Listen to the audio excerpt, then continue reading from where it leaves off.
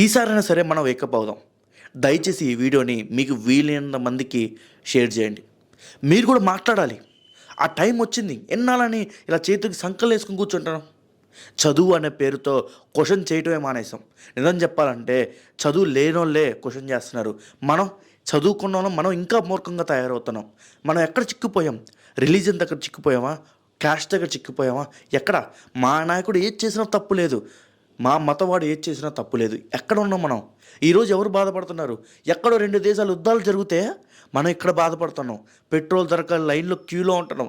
Central government ఏం చెబుతుంది? మోడీ ప్రభుత్వం ఏం చెప్తుంది?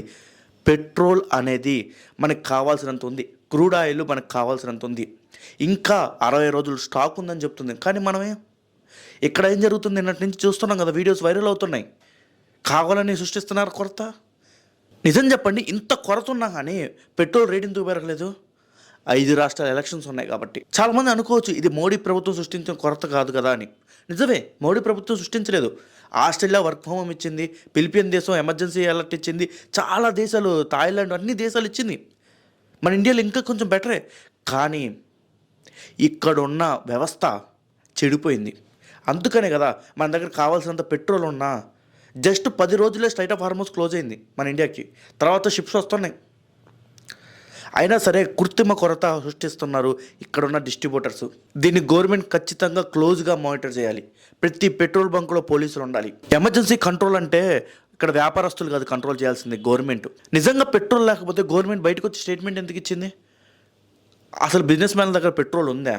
ఈ ఆయిల్స్ కొనే వాళ్ళ దగ్గర, డిస్ట్రిబ్యూటర్స్ దగ్గర? లేదా కావాలని చెప్తున్నారా? ఈసారైనా క్వశ్చన్ చేద్దాం. ఇంకా మన వల్ల కాదు. టైట్ వచ్చిన ప్రతిసారి మధ్యతరగతులు బలవుతున్నాడు. ఏమండి, ఒక్క విషయం చెప్పండి, పెట్రోల్ లేకపోతే మనం నడుస్తామా? ఒక పెట్రోల్ ఎంత ఇంపార్టెంటో తెలుసా మనందరికీ? నేను ఎందుకు ఈసారి వేకప్ అవ్వాలి అంటున్నానంటే, మీరు క్వశ్చన్ చేయాలి. కనీసం బయటకు వచ్చి ధర్నాలు చేయకపోయినా సరే సోషల్ మీడియాలో క్వశ్చన్ చేయండి. మీకు నచ్చినంత మందికి ఈ వీడియో షేర్ చేయండి. మీరు కూడా కుదిరితే ఒక వీడియో చేయండి. కింద కామెంట్ బాక్స్లో కామెంట్ చేయండి మీ అభిప్రాయాన్ని. వేకప్ ఇండియా అనాలి. అర్థమైందా? #Wake up India. ఏంటి ఇది మరీ దారుణం. దీని కనుక మనం సీరియస్గా తీసుకోకపోతే మనం ఇబ్బంది పడాల్సి వస్తుంది. ట్రాన్స్పోర్ట్కి ఇబ్బంది అయితే రేట్లు పెరిగిపోతాయి. ఎందుకంటే వస్తువు దొరకకపోతే లిమిటెడ్ స్టాక్ ఉంటే దాన్ని ఎక్కువ ప్రైస్ పెట్టి అమ్ముతారు. గుర్తుపెట్టుకోండి, ఆ వస్తువు ఏదైనా కావచ్చు. నీకు ఇంజక్షన్ అయినా కావచ్చు, నీకు బట్టలైనా కావచ్చు, నీకు ఫుడ్ అయినా కావచ్చు, ఏదైనా కావచ్చు. దయచేసి వేకప్ అవ్వండి ఎప్పుడైనా సరే. వ్యాపారస్తులు మనల్ని నిండా ముంచేయకుండా మనమే కాపాడుకోవాలి మనల్ని. ఈ వీడియోపై మీ ఎప్పుడైనా కామెంట్ బాక్స్లో కామెంట్ చేయండి. మళ్ళీ కలుద్దాం వేరే వీడియోలో.